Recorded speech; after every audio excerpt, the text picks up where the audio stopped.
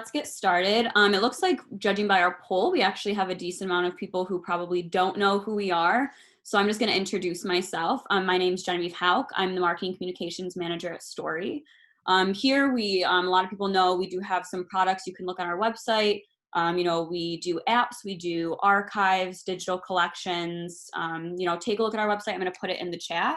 And if you have any questions, you can feel free to also email me. You'll probably receive an email after this, just kind of explaining, a little bit more of what we do. But I will introduce our speaker. We have Julia Zungri today. I'm really excited about this one because me and Julia were discussing a few weeks ago, actually, about this presentation she did for Interpretation Canada. She's actually a new member of our Story team, so we're really excited to have her.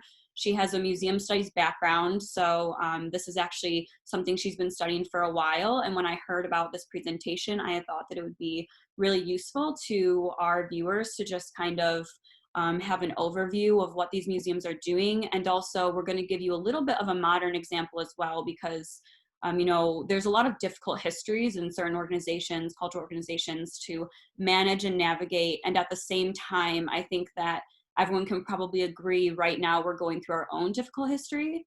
So I think that this is going to become more and more important as time kind of goes on.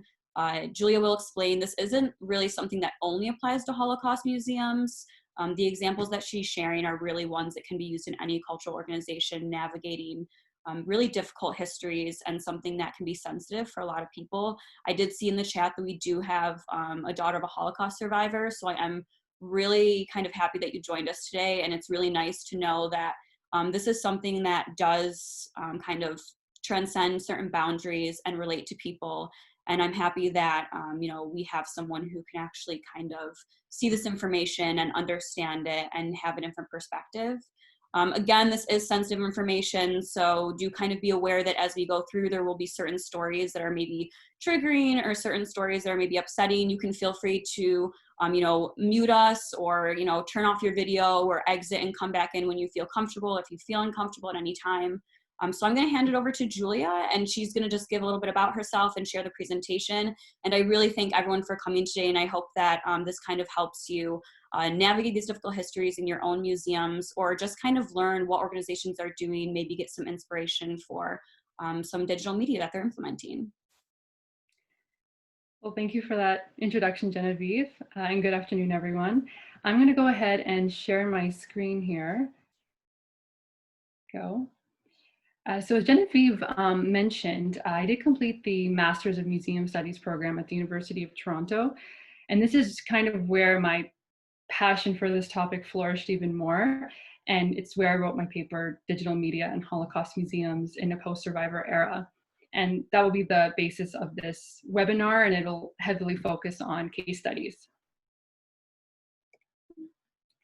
So, I want to start with a brief discussion first of what is considered the conventional methods of interpretation in Holocaust museums and sites dealing with difficult history.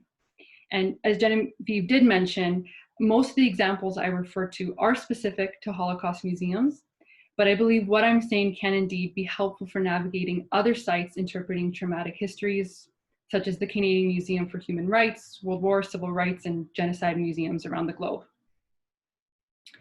I then want to share how the field is changing and what has prompted us to look differently at the interpretive tools being used. I will then dive into a few case studies of technological methods used to interpret difficult histories. To start, I want to set the tone of where the interpretation begins in order to fully appreciate this development that is currently happening. Besides the static form of exhibit text and images, survivors and their testimonies have been a fundamental interpretive tool used by Holocaust and war museums. There is an attitude among scholars and survivors that there is an inability or impossibility to fully represent this traumatic period, and this is why the memory of the Holocaust and World War II has been so profoundly shaped by generations of people who have experience with this violence firsthand. Additionally, recording survivor testimonies and having survivors speak at museums and other events supports the foundational never forget mandate, and is also a very powerful opponent to Holocaust and other genocide deniers and alt-right supporters. However, recording survivor testimonies is not the issue here. We can see that through the ambitious efforts by institutions such as the USC Shoah Foundation, which has collected and recorded over 54,000 testimonies from survivors and witnesses of genocide. However, we must acknowledge that we are in a different era with a new challenge. People who have firsthand experience with World War II and the Holocaust are starting to pass away or become immobile, prompting a post-survivor era. The absence of survivors introduces a new reality for Holocaust museums that necessitates a different set of tools and approaches that can still enhance the visitor's educational experience and can effectively communicate, connect, and remain relevant. While nothing, of course, can replace an in-person encounter with the survivor, the personalization of such an experience that stimulates a visitor's memory needs to be recreated. The challenge, therefore, lies with how museums will effectively utilize a significantly documented past to bring an already distant past closer for younger generations. And all of this while not trivializing Holocaust history. So in addition to entering a post-survivor era, there have been surprising studies conducted in the past few years in regards to America's collective knowledge of the Holocaust. The Claims Conference on Jewish Material Claims Against Germany conducted a national survey in 2018 that discovered critical gaps in awareness of basic facts and detailed knowledge. For example, 31% of American adults and 41% of millennials believe that 2 million or less Jews died during the Holocaust. 45% of Americans cannot name one camp or ghetto, and this is even higher among millennials at 49%. 70% of Americans say fewer people care about the Holocaust nowadays, and 58% believe a similar event could actually happen again. And one of the most fascinating findings, I thought, shows a lack of personal connection to the Holocaust. 80% of those interviewed have never visited a Holocaust museum, and 66% do not know or know of a Holocaust survivor. Admittedly, there is a 3% margin of error in this survey, and only 1,350 people were interviewed, so it is a bit difficult to make such blanket statements. However, just last month, the Claims Conference came out with a new study called the US Millennial Holocaust Knowledge and Awareness Survey, which produced very similar results. This is the first ever 50-state survey on Holocaust knowledge among millennials and Gen Z. The sample included 1,000 interviews with adults aged 18 to 39. A disturbing finding from the survey shows that 11% believe that Jews actually caused the Holocaust. This may be due to the fact that almost half of respondents have seen Holocaust denial or distortion posts on social media or elsewhere online. While surveys have their inherent faults, the results are nonetheless concerning and certainly sounded the alarm bells for Holocaust survivors and their families, for educators and museum professionals. It is difficult to conclude whether this lack of understanding that these surveys indicate is directly related to the shrinking of the Holocaust survivor population. But we cannot deny that it is happening simultaneously and adds extra pressure for educators and interpreters. Effective education, I think we can all agree, is a key proponent in prompting positive action and preventing racism, racial injustice, and the violent actions spurred by these. Now, digital interpretation is one of the tools being adopted to fill in this gap and reach younger audiences. However, there has been some hesitancy to branch out into different or unconventional forms of interpretation, specifically in the technology field, out of fear that it will trivialize the Holocaust, as well as give Holocaust deniers, right-wing extremists, and racists a platform. While these are certainly legitimate concerns, I think in this case, the pros outweigh the cons, and the best way really to go through that is through case studies. So the first case study I want to show all of you is called Dimensions in Testimony. This project began in 2012 and is a collaborative effort between the USC Shoah Foundation and the USC Institute for Creative Technologies. Dimensions in Testimony is a 3-dimensional audio and video recording of survivors responding to questions being asked in real time. First, survivors are interviewed in front of numerous cameras in a dome that captures 3-dimensional recordings. So in the photo on your right, you can see the interviewee in the dome-like structure.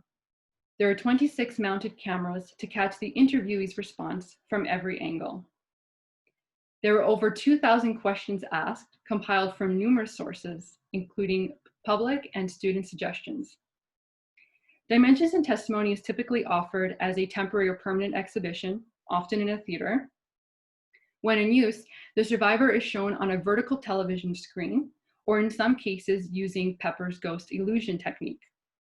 Using lighting, specialized glass, and high-definition projection, the two-dimensional video looks like a 3D hologram. And this is what's being used on the photo on your left at the Dallas Holocaust Museum with Max Glauben as the survivor being interviewed.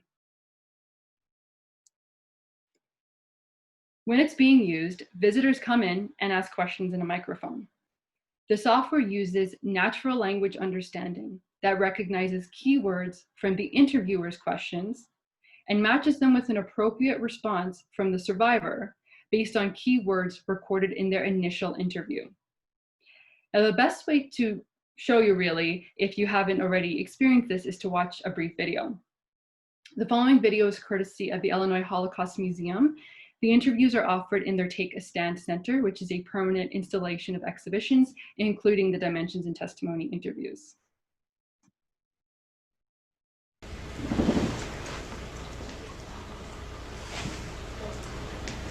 So does anyone have a question for Fritzy? Yes. What was the hardest part of your experience in the concentration camp? I thought I would die when I was walking towards the gas chambers. I thought I would die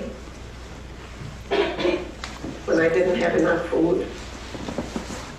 This theater is where we truly bring survivors' voice and stories to life with a three-dimensional hologram that is capable of having a conversation with our audience. And so the survivor has been recorded answering thousands of questions, and through that recording and application of custom voice interactive technology, our visitors are able to hear a story and then ask their own questions and literally have a conversation that is just about as lifelike as it could possibly be. It felt like Fritzy was right there on the stage. I didn't know. If my teachers didn't inform me that it was a hologram, I would have never known. I would think it was just her. As you can see, this initiative attempts to prolong and preserve survivor testimonies, as well as provide interactive experiences for its users, even after the interviewee has passed away. The interview offers a social and collaborative experience, one in which the user takes an active yet responsible role in their interpretation and construction of Holocaust history. In 2016, I actually had the opportunity to use Dimensions in Testimony myself during Holocaust Education Week here in Toronto. It was showcased during an event in which Pinkas Grutter was the speaker. Grutter is a Polish-born Holocaust survivor residing in Canada, and he was the first participant in the Dimensions in Testimony pilot. During the demonstration, I encountered the unavoidable glitches that often accompany technology. The TV had to restart. There was also the possibility of crowd gazing at new technology due to the oohs and ahs from the audience, which might indeed add to the prospect of trivialization. However, this did not waver Pinkas Gurter's support for the project. As he spoke, he discussed his determination to tell the story of his experiences and of those who could not survive. For him, Dimensions in Testimony is a way to secure the life of his story after he is gone. There has been a similar initiative at the United States Holocaust Memorial Museum, but with live interviews. The portal was part of the museum's temporary exhibition called The Threat Continues. The portal allowed users to have face-to-face conversations in real time with refugees in Iraq, Jordan, and Germany. The portal was intended to look like a shipping container, replicating the makeshift shelters built for refugees. The portal was at the end of the museum experience, where a visitor would have already learned about genocides throughout history. So by the time you get there, you are informed of past genocides and of the violence currently happening. So when you're using the portal, that information is intended to turn into emotional engagement. Now, there are some that are opposed to institutions using technology like Dimensions and Testimony as an educational and interpretive tool. Some have pointed out that students will never feel the same connection as meeting a survivor in person, and that the interviews provide no real interactive power for the user to challenge memory. And then, of course, there is also the risk of trivializing the events through technology. Despite the technological glitches and the fear of trivialization, I really believe that this initiative is an effective learning tool in Holocaust museums and hopefully later adapted in other sites dealing with difficult history. There's a Holocaust scholar named Thomas Trezise, and he believes that after the critical actors of a traumatic history have died, it becomes the visitor's responsibility to quote unquote perform acts of interpretation. And I strongly agree with this notion. As visitors can ask their own questions, make eye contact with the survivor, and view body language, the Dimensions and Testimony interviews offers a social interaction that stimulates the user and provides an opportunity to create a personal connection. When using it, and I can speak from firsthand experience, you almost forget for a moment that you're really only speaking to a television screen. This active engagement with history, which we cannot really achieve with passive teaching and learning, creates a memorable and personal experience, and therefore, hopefully, results in education and positive action in society. The second case study I want to show all of you, I actually had a less positive experience with. It is called Second Life Kristallnacht, and it is an online exhibition created by the online virtual reality platform Second Life. Upon entering this online world, users are invited to choose an avatar from a limited selection of predefined options to embark on a mission as a journalist to discover the after effects of Kristallnacht. The avatar is distinct from the user as it is not equipped to feel or die. One article describes the avatar as quote unquote oversaturated cartoonness. Similarly, I used the program in October 2017, and my avatar's costume included a witch's hat with a cat on her shoulder. And this was the attire for learning about an event that became a catalyst for genocide. Against a backdrop of broken shop windows and vandalized synagogues, the avatar can run through water, fly, and walk through walls, adding to the trivialization of the space. The platform is interactive in the sense that the user controls the avatar and can click on objects or scenes to receive more information, but it is devoid of living beings and emotion. The user can explore private homes, but I found this experience to be almost claustrophobic, not providing much room for the avatar to explore and offering limited information and personal connection.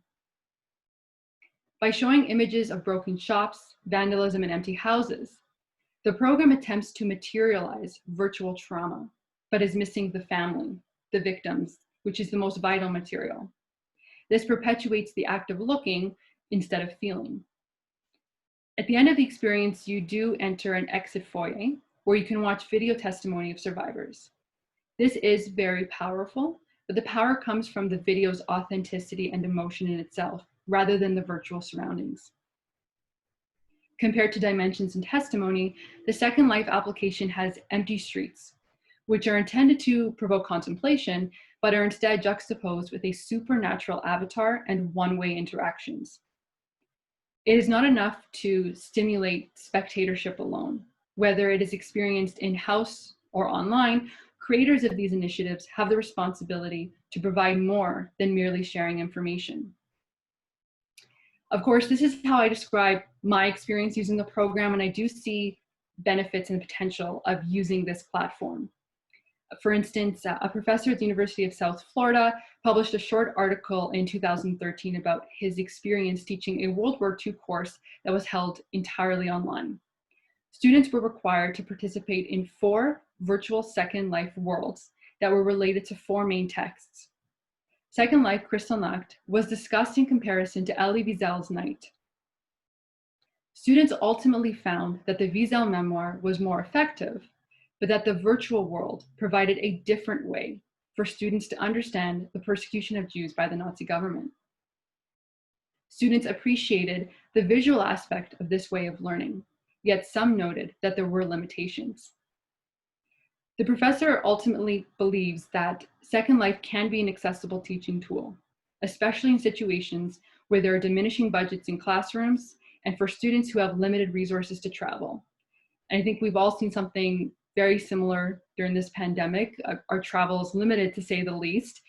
So using Second Life in a classroom or museum setting would be a very interesting and accessible addition, I think.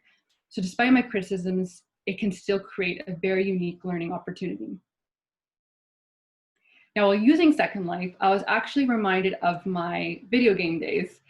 In both cases, the user typically chooses an avatar or a character and goes on some sort of journey or adventure. Likewise, video games are also highly controversial when it comes to being used as a tool to interpret history. However, they are actually slowly being adopted as legitimate educational tools. The problem, though, with using video games as an interpretive tool is that it can alienate us from the very feel of a totalitarian regime due to the unrealistic scenarios and the choose your own adventure aspect of the game, similar to what I felt in Second Life. Nevertheless, we have to admit that video games have a great deal of influence over young adults. And if the decision is made to depict a difficult historical period through those games, there should be a greater effort to try and get the user to fully grasp those historical events. And of course, like with anything, there are a few good and bad examples, but I thought I would introduce you to one that is currently being used as an educational tool. Poland became the first country to put a video game called This War of Mine on the official high school reading list for students in the upcoming school year. The game was released in 2014 and praised for its realistic study of the cost of war. The game does not use war or battles to rack up kills. Also, unlike other video games, it does not allow you to choose between being a victim or a perpetrator. Instead, the user controls civilians in a rundown building, and the objective is to stay alive. Characters are faced with tough choices like stealing food, as well as feelings associated with making such decisions like guilt, hunger, and depression. It gives you the freedom to act good or bad, but it is not moralizing or judgmental. Instead, it is a tool to discuss ethics during the time of war. The war and location of the game is unspecified, but draws on experiences of Bosnian people during the siege of Sarajevo. But the game is supposed to be a universal story, a universal anti-war manifesto to show how people live and the cost of staying human during wartime. Reviews have noted this video game acts more like an interactive drama and occasionally, probably purposefully, fails as a video game, and perhaps that is what makes it so successful. And educators have been looking recently at how video games can be used to make relating a child's experience of the Holocaust more practicable for younger museum visitors. While there are understandable concerns and hesitations to using video games, there is a very powerful potential here, and we can use such examples to help us find areas of improvement. In the same vein, virtual reality has sometimes been seen as an extension of video games and viewed to be just as trivial. But VR can digitally create a historical world that could facilitate powerful mental and emotional engagement. The VR initiative I want to share with you is not video gamey or trivializing in a way that offers users to walk in the shoes of the survivor. Instead, it is a non-participatory walkthrough that still offers a much higher level of emotional immersion. The Last Goodbye has been a very popular VR initiative. It is considered a traveling exhibition and was introduced at the Tribeca Film Festival. It is produced in association with the USC Show Foundation and is a 20-minute VR experience that follows Pinkas Gurter, the same survivor who did the pilot project for Dimensions of Testimony, as he walks through the camp of Majdanek, sharing his testimony. The user begins by entering a specific room barefoot and puts on the VR headset. Nobody else can see you using the VR in the space. It is designed as an emotional and spiritual experience. The actual VR experience starts off with the user meeting the survivor, who speaks directly to you about his anxiety about returning to the camps, creating a sense of intimacy. Like Dimensions and Testimony, I think it would be really great to show you a brief segment of the trailer.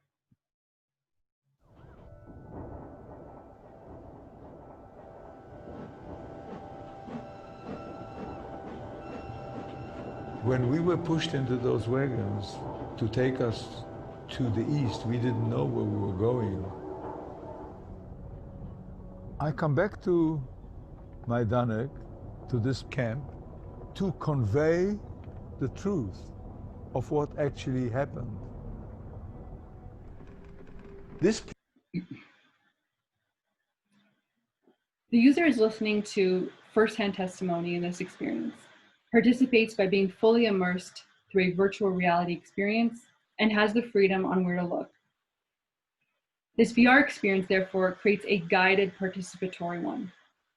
While all of these examples have a common theme of trying to personalize the experience, I found that there are varying degrees to the personalization, and that differs based on platform. Unlike Dimensions and Testimony, in this case, you cannot steer the conversation or ask questions. And unlike in video games, you cannot pick up objects or interact with them in any way. And I think a big part of that is due to the fact that in this VR experience, the Majdanek camp is being recreated and makes the space that the user is in somewhat sacred.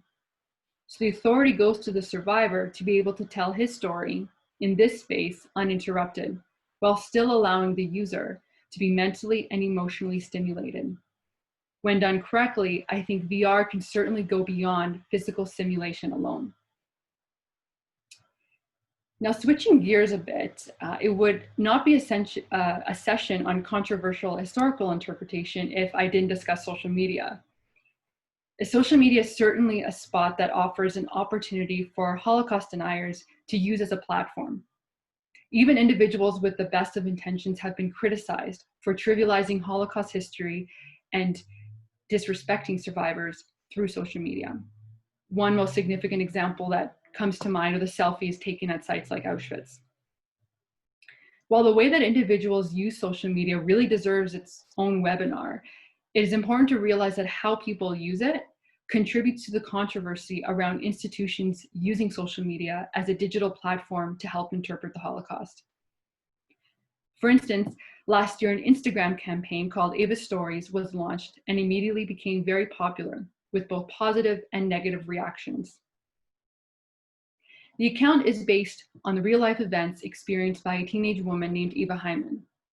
Her diary is used as a primary source, so the experiences being reenacted through photos and videos are all based on lived experiences. The account is meant to mimic what it would have looked like if Instagram was used during World War II. The account uses mostly the stories feature, and I have a couple screenshots on the screen there. In the photo in the middle, you can see how one of Eva's stories captures the Nazi invasion of Hungary by recording a video of soldiers walking down the streets and in tanks. The hashtag Nazis are here is used in the top right corner. Other stories show people wearing yellow stars, getting harassed and abused by Nazi soldiers, and their homes being looted. Now, if you haven't had a chance, I highly encourage you to take a look at this Instagram page to fully appreciate it. It may at first seem off-putting for some, but I could not ignore the power of this account. The captions and hashtags are using the digital language of today, but following the narrative of a Holocaust victim of the 1940s. What comes to mind is a quote I really admire by Holocaust scholar Wolf Kansteiner. He says, "The memory of violence has to be aestheticized in cultural codes of the present, not the past, in order to trigger positive political effects in the future." And that is exactly what is being done here. It is projecting the memory of this Holocaust victim through the cultural codes of Instagram in order to trigger an emotional connection with the end user in hopes of creating positive political effects. This initiative actually reminds me of visiting the United States Holocaust Memorial Museum. When you enter, you receive a card with a short bio of a Holocaust victim, and throughout your visit, you learn a bit more about that individual, and then by the end of your visit, you learn what ultimately happened to them. It is intended to personalize your museum experience.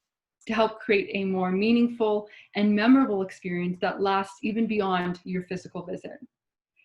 In the same way, I believe this Instagram project, or even adaptations of it, can be adopted by Holocaust museums and other institutions to create that same effect.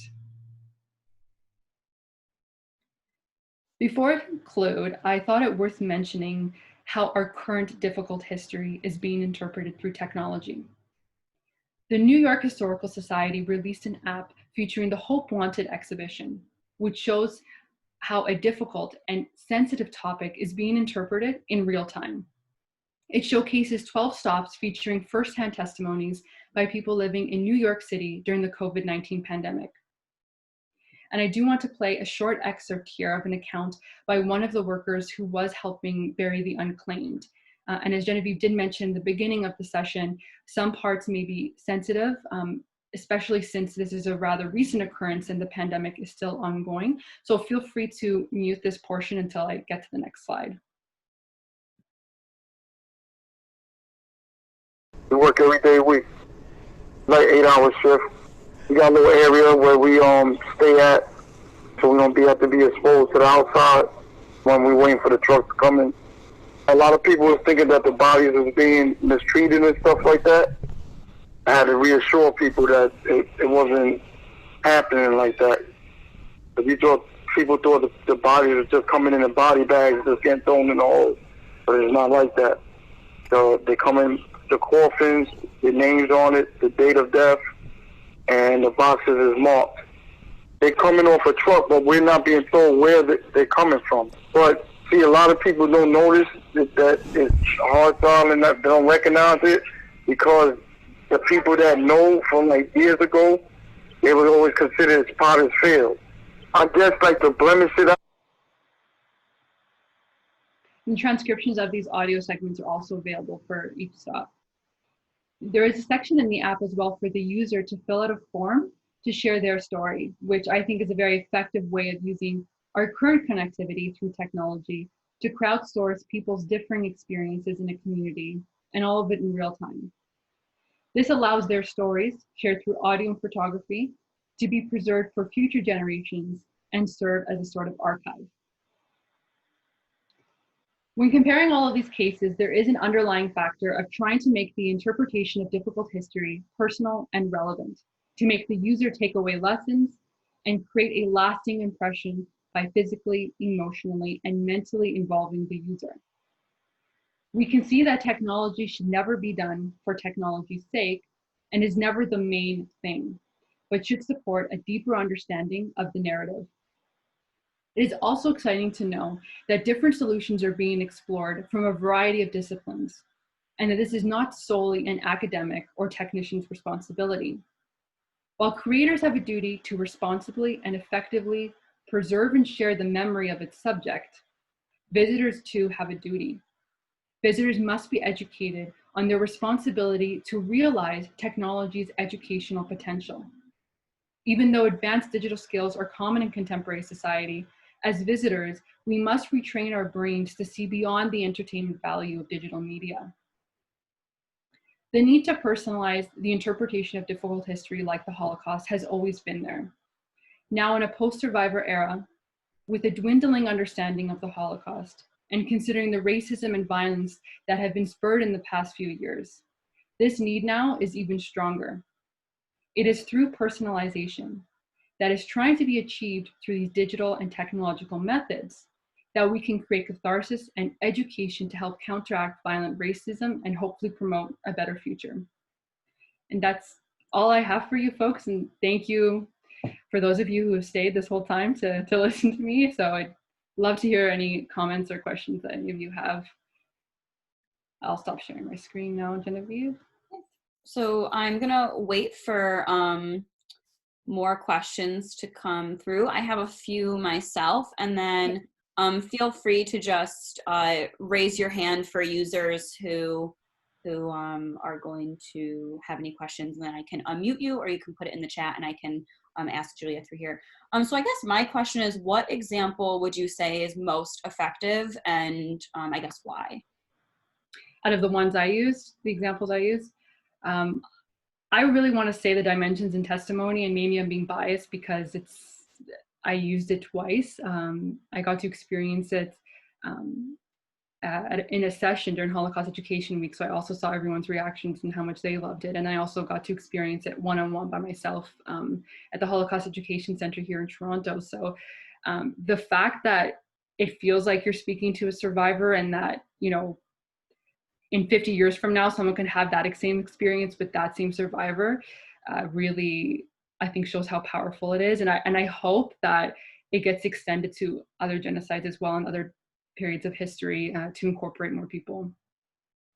Yeah, I agree. And I think it was interesting, the statistics that you had mentioned in the beginning about how there's an overwhelming, amount of younger people who don't know much about the Holocaust, or don't believe it happened, or, just because they don't have that personal connection, they don't know anyone. And I also do think that can kind of relate to what's going on with like COVID, is like, you don't know kind of what's going on with today's, world. And then, someone gets it, or someone and who they know, and then you may like think about it a little bit differently. So I think that kind of like all ties in together. I guess my other question was, do you think that because of those statistics about these younger people not really having a connection to it, do you think that that's why these people have started really implementing digital media? Because I know for a very long period of time, just based on the work that we do with, audio guides and self-guided tours and guided tours in the museums, that a lot of these museums basically were like, no, we don't want technology to cheapen the experience or cheapen these stories, especially when it's dealing with such a sensitive topic. Do you think that now these museums are like, well, the people who really need educating are younger, and you have to kind of grab them in a way that speaks to them? Yeah, I think there was, like you said, there was a lot of hesitancy, but when those statistics came out, it kind of really encouraged professionals to say, we have to speak the language of the younger generations. And it's not only speaking their language, but it's also an effective way of trying to replace that really powerful experience you can have by speaking to a survivor one-on-one. Right now in this post-survivor era, it's trying to recreate that. But yeah, I think that definitely encouraged people to start using technology as a way to reach younger people. Yeah. So you do have one, we have two questions. So one is anyone using such technology considering sharing the results in the form of the traveling exhibit, or do you think, what the cost would involve to be? Which is also my question, is the dimensions in testimony exhibit, that one is incredibly powerful, I think, and especially with younger generations. So if you can implement it as a museum, it would be amazing. But I guess like cost, and also, how long that would even take. Like you said, these survivors had to answer thousands of questions in order to make the exhibit useful. Yeah, so I mean, that's really interesting to bring that up, because I reached out to many sites that are the ones that are using them, and it just so happened that the time they implemented them, and then they were starting to do visitor surveys, COVID happened. So they all told me everything was kind of put on pause. But for the Illinois Holocaust Museum, they did send me over the surveys that they were able to collect, and overwhelmingly, like, either strongly agree or agree were checked off that they had a positive experience and they felt that they were able to connect. And in regards to the length it takes to make those interviews, it takes weeks at a time. And what's important too is that what's important to mention is that the survivor has to be willing and able to sit there for hours at a time to go over every minute detail of the most traumatic period of their life. So they have to be willing to do that as well, which it's very hard, I'm sure, to say the least. But yeah. And we do have one other question. So someone had joined late, and they just said, what story non-cell used to mobilize these stories. The last slide that Julia had shared, the COVID stories, the Hope One exhibition, that one with the New York Historical Society, that is a story / we're rebranded, so I don't like to use the uncell name, but people still know it's uncell. But yeah, so that was a story example. That is one that the New York Historical Society, their app specifically, they had actually purchased it last year, and they were kind of starting it as just like an audio tour for older visitors within the organization who visited. And then COVID happened, and they completely did a 360. They came up with a new plan. They wanted to share these stories of COVID survivors, and they also wanted to do it in a way that, like Julia said, didn't cheapen the experiences, didn't cheapen the stories, was useful for people to hear. And I think that these stories, they're from all different perspectives of people within the New York City community. So it's a really interesting exhibition. If you have time to look at it, just feel free to look at the app. But that actually was the only example that technically was that story essentially mobilized for people. The other examples were examples that were different types of digital media. We do, well, recently we will start doing stuff with augmented reality in the apps. But as of right now, we don't do certain examples. We do, apps, audio guides, self-guided tours. But in terms of the really intense digital media, like you saw, like this whole virtual reality experience where these survivors are sitting up on stage, talking to people, that's not something that we personally do. And the reason we wanted to share these examples is because I still think it's really important for digital media to be talked about within these organizations and really kind of have different aspects of it. So, maybe you have an app and then maybe you have these experiences that people can look at home in the app. So again, like you can create videos of these and add them to the apps. So that's just kind of how we would kind of come into it. So that's why we wanted to bring Julia on today, just to discuss all different types of digital media. Because even if, you're not looking to do an app or you don't have an app with us right now, that's okay. I think it's just important to kind of see digital media as a solution to some of these educational experiences. And I think that digital media is something that, and I'm sure, Julia, that you've studied this much more too, is it's something that's evolving and something that's being implemented much more because it's really an effective way to start communicating with audiences. And we kind of, as an organization and as a business, every day we have to ask ourselves, what do our customers want and how are our customers learning and how are our customers buying?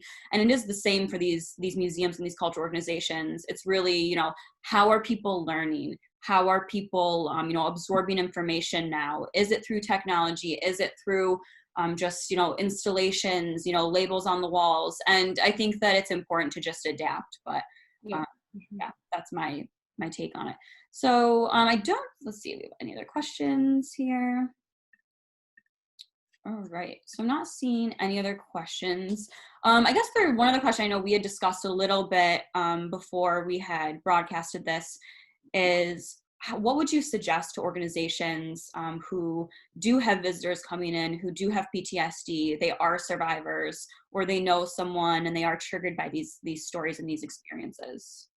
Yeah, so I think as a site, if you're offering any of these kind of very immersive and emotional experiences, you definitely have to be transparent with your visitors. So just like when you watch a movie, there's a warning in the beginning, PG-13, whatnot, tells you what it's going to contain. I think, for example, dimensions and testimonies experienced in a theater, there should be a warning out there that say if you've had, if you have PTSD or if you've experienced anything traumatic that could be triggering, just to be transparent with your visitors, and maybe have some sort of supplementary material for that.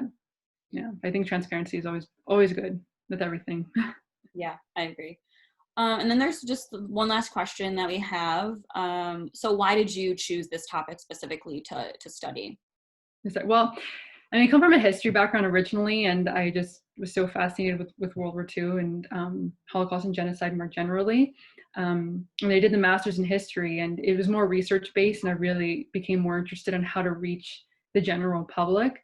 And that's when I did the museum studies program, and I took this one course on digital media, and the course and the professor just blew me away, and I wrote this paper for that class, and it kind of just took off. And when you start to do the research, I didn't realize how popular digital media can be and how it's evolving and and how powerful it is. And that's kind of what triggered everything for me. Yeah. I think that's all the questions we have. I guess the one other question I normally always ask at the end of our webinars would be, we do have a lot of small organizations, and we talked about this before, is is there a certain experience digital media wise that was implemented that you would suggest for smaller organizations who don't have the bandwidth, maybe don't have many people working on their digital media, or don't have the budget for it? A lot of our clients, they're sometimes a museum of just 2 people. Of course. Yeah. I think reaching out in your community, if there's survivors in your community, just like the New York Historical Society app, just to reach out and crowdsource and try to preserve those testimonies, to record them by video if they, if you have their consent, by audio, by photography. Just try to preserve them as much as you can and try to get it out there in the most effective and cost-effective way for you as possible. To be honest, I'm not sure how much it costs to have, dimensions and testimony implemented, but I'm sure it's not cheap. So. Yeah.